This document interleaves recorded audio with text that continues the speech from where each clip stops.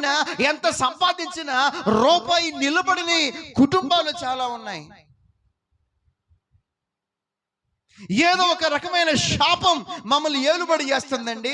మేము ఎందుకన్నా శపించబడిన ప్రాంతం లాగా మా బ్రతుకులు, మా కుటుంబాలు శపితమైన కుటుంబాల్లాగా ఉన్నాయండి అని చెప్పేవాళ్ళు చాలా మంది ఉన్నారు.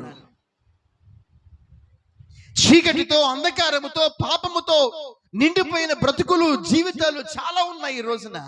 అయితే ప్రియ దేవుని బిడ్డ, అలాంటి జీవితాల గుండా ఆయన ప్రవేశిస్తున్నాడు. చప్పట్లు కొట్టి యేసయ్య నామాన్ని పరిపరచాం. హల్లెలూయా, హల్లెలూయా. ఇక్కడ నేను చెప్పేది ప్రాంతాల గురించి కాదు, ఇక్కడ నేను చెప్పేది పట్టణాల గురించి కాదు, ఇక్కడ నేను చెప్పేది దేశాల గురించి కాదు, బ్రతుకుల గురించి, జీవితాల గురించి. అలాంటి బ్రతుకులు ఏవైతే ఉన్నాయో, అలాంటి జీవితాలు ఏమైతే ఉన్నాయో, ఆ జీవితాల్లో గుండా, ఆ బ్రతుకుల్లో గుండా యేసయ్య ప్రవేశించి ఆ బ్రతుకుల్లో గుండా